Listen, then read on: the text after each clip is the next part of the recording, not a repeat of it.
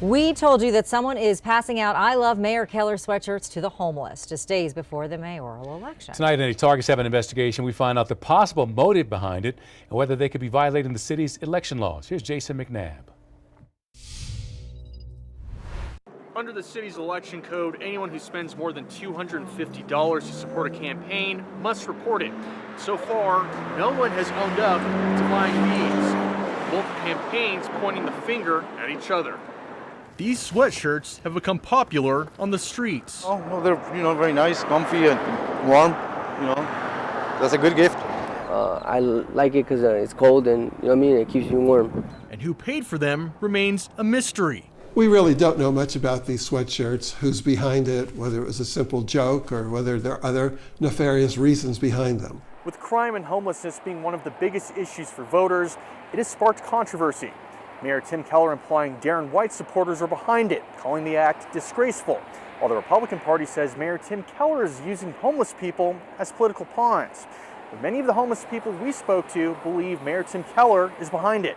Tim Keller is actually for homeless people, and I am now currently homeless. So, I kind of do support that, you know what I mean? And then it's like kind of like a good gesture that he sent out some hoodies, for kind of keep you warm. Yeah. But was it? I am aware of the individual who passed the shirts out, yes. Paul Gessing of the taxpayer watchdog group Rio Grande Foundation posted about the sweatshirts on his blog. So I can't tell you because they don't want to be notified or made public as somebody who's doing this kind of, I guess you'd call it guerrilla marketing or guerrilla campaign tactics.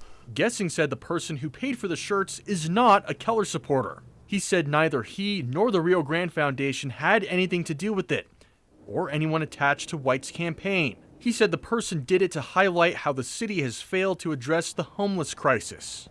Personally, I think it's brilliant. I think it's a very interesting technique to highlight an issue and put it in front of the media, in front of average New Mexicans, Albuquerqueans specifically, who may be going to the polls, and make sure that they're aware of this real problem. But whoever is behind it might be in violation of the city's election code. Basically, city law is pretty clear. If a group or an individual supports or opposes a candidate, they have to file or register with the city clerk, assuming that they spend more than $250. KOAT political expert Brian Sanderoff believes the sweatshirts are politically motivated and could fall under the election law. Think about how close this is to the election. If this had happened after the election, probably no one would think twice about this. But here we are, right before an election, and these sweatshirts that say, "I love Tim Keller," given out to homeless people, are around town. But do these sweatshirts meet the $250 threshold? It's a Gildan 8-ounce hoodie, very common brand, very common weight for here in New Mexico. We sell a lot of these. To find out, we paid a visit to Todd Martinez of Fully Promoted. He makes similar sweatshirts in bulk. How much would, let's say, 24 of these cost? So at our shop, if we did 24 with a similar print like this, you'd be at about $22 to $23 per hoodie. So a little over $520 to do a job of 24. He says he's not aware of who made the shirts, and had someone come to him with the idea, he would have turned away their business. Whatever your stance is on the mayor, I just think it's a little bit of a demeaning way to hand them out. So what are the consequences for someone who wants to remain anonymous? We reached out to the city clerk's office. They tell us that if someone launches a complaint, then an investigation would be launched to determine if it's connected to a campaign. The city's ethics commission could impose a $500 fine.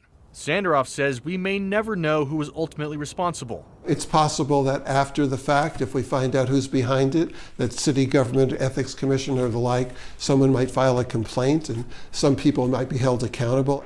Now, as soon as we find out who actually did pay for these, we will be the first to tell you. For Target 7, I'm Jason McNabb.